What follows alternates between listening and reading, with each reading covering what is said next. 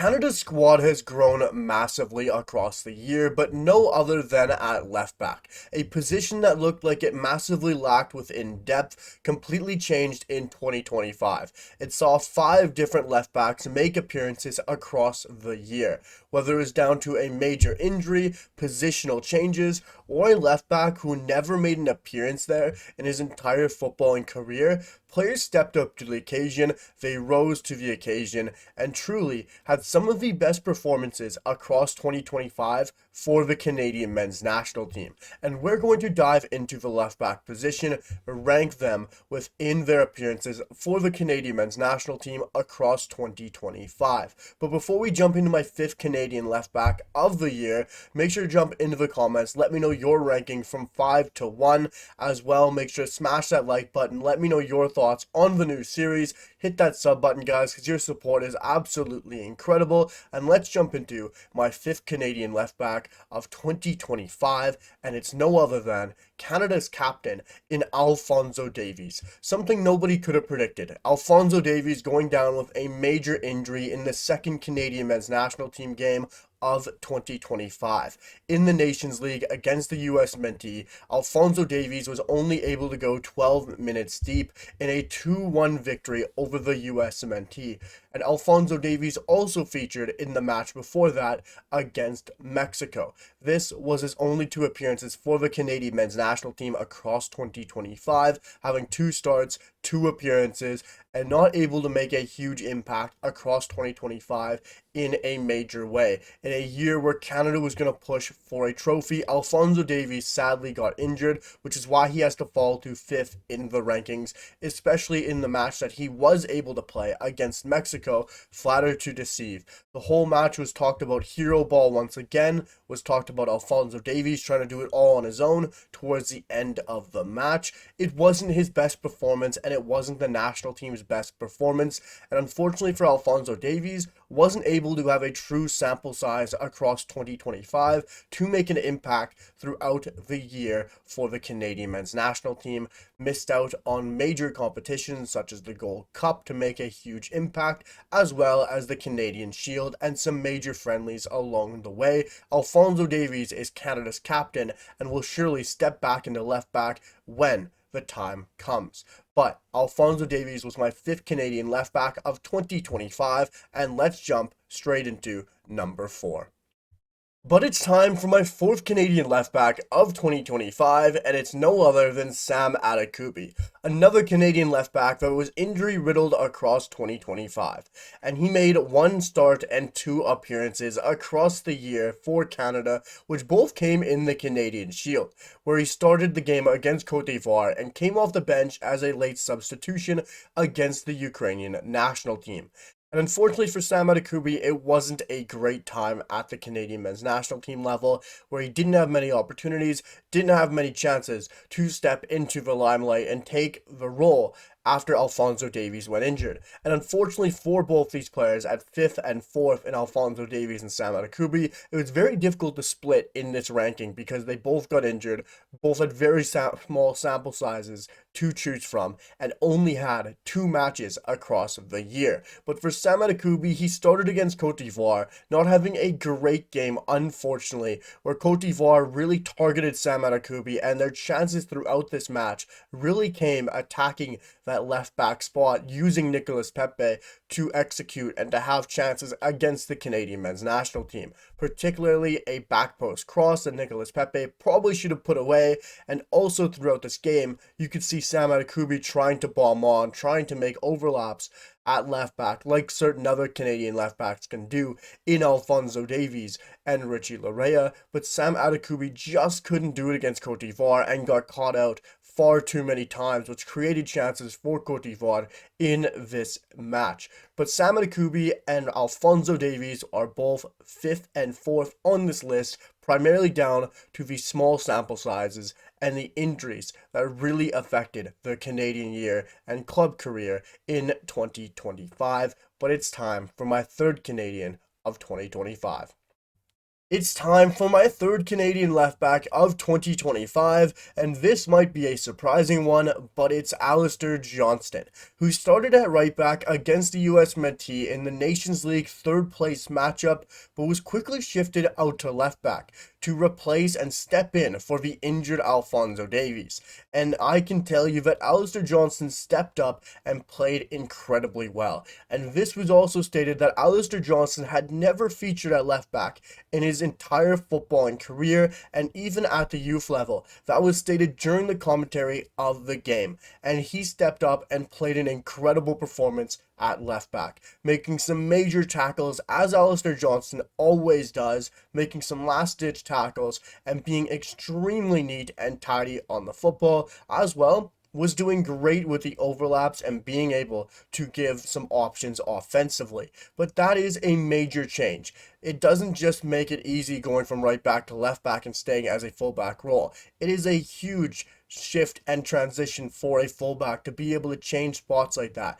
You're having to look for different runners. You're having to set up differently against a new attacker. You're having to look across the back line in a different way. And you have a new center back playing next to you. So communication styles might be different. Someone you don't play next to all the time. A left footer instead of a right footer. It's a completely new change. And Alistair Johnston stepped into that role and played brilliantly well. Yes, he only had one appearance at left back, but that's how the year went for Canada. They didn't have, of course, a load of depth at that position when walking into 2025. You had two major injuries. You had one player come in and play at left back when he's never played in his entire career. And that just shows the quality of this Canadian men's national team and the ability to step up when needed. And Alistair Johnston is my third Canadian left back of 2025. And let's move on to number two. Well, it's time for my number two left back of 2025, and it's no other than Zorhan Bassong. Zorhan Bassong was a player who was never expected to get the amount of opportunities that he did across 2025, but he did, and he truly took them every opportunity he got, which was very exciting for Zorhan Bassong because he stepped up to the plate. He stepped up to the occasion and took his chances. He had 5 appearances, 2 starts across 2025 for the Canadian men's national team. Those starts come against Ukraine and Curacao. And against Curacao, the Canadian men's national team were slow. They were sluggish. It was not a good performance, but I'll tell you, Zorhan Bassong had an incredible game. Stood up, took his chance, played to the occasion, and wasn't slowed down. He got man of the match according to FootMob with a 7.8 match rating, was brilliant defensively, stood up strong, and was a great outlet and made some fantastic overlaps across the match. Zorhan Bassong was a found gem, brought some depth to this Canadian men's national team at left back that will be needed for the future. This isn't a player who will be starting for Canada in the long term, but he's a great depth piece to have along the way, and Zorhan Bassong proved that he has the quality to play for the national team when needed and when given the opportunity, and he will play and he will give his all every single opportunity, which is very exciting to see more depth and more ability at the left back position, which was something that was majorly needed heading into 2025. But let's move on to number 1.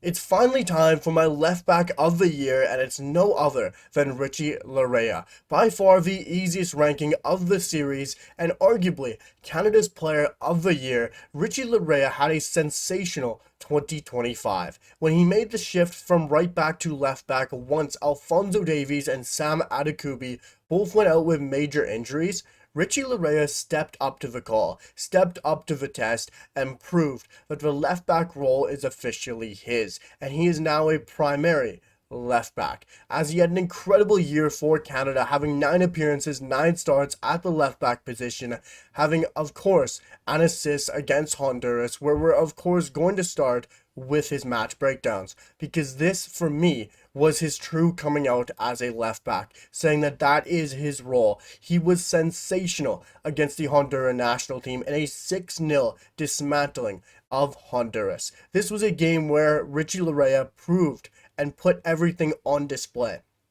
offensively showed that dribbling ability we know he has. His quick footwork, his ability to beat a man one-on-one, but also those overlaps and bombing on into the final third to give an offensive outlet to as well. Whether it's Ali Ahmed, Liam Miller, Jacob Schaffelberg, they all have that option at left midfield when Richie Laryea is behind them, because they know that he is going to give them something further up the pitch, and he proved that across 2025, and particularly against Honduras in his first match at left back. But it wasn't just offensively in that game that he showed up, it was defensively. When he got forward, he worked his backside off to get back. Also clearing the ball off the line in this game, Richie Laryea was phenomenal against Honduras. He put in an absolute shift. He worked his backside off, going offensively, defensively. He had a great game and proved why left back was his role once Adekubi and Alphonso Davies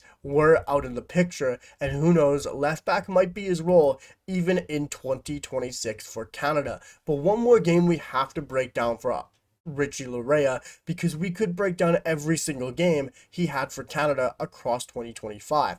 That's how good Richie Laryea is. We could be talking across a whole video about how good he was in 2025 at left back. We're going to pick out two games. It's Honduras and it's Wales. And the Welsh game, he was fantastic. Defensively, this was a game where Richie Laryea put it all on display. A game where Canada scored from Derek Cornelius from a free kick, but we're always going to be under the cosh after this.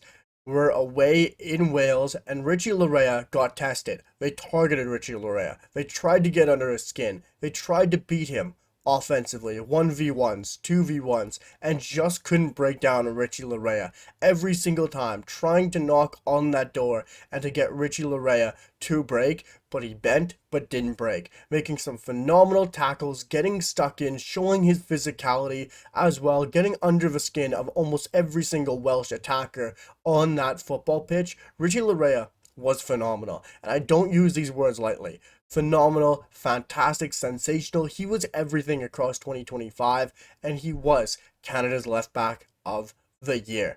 Richie Laryea was brilliant, and that is why he is my left back of the year, guys. And I don't think anybody will disagree with that ranking of Richie Laryea at number 1, because he was also Canada's player of the year. But let me know your thoughts down below on the ranking. Who would you go 5 to 1? It wasn't the easiest ranking, from 5 to 3, down to the injuries, down to the lack of performances, but 1 and 2 were a no-brainer. Let me know your thoughts on the ranking. Let me know your thoughts on the new series. Make sure to smash that like button, hit that sub button. Your support has been absolutely incredible, and I'll see you guys for the next one. Peace.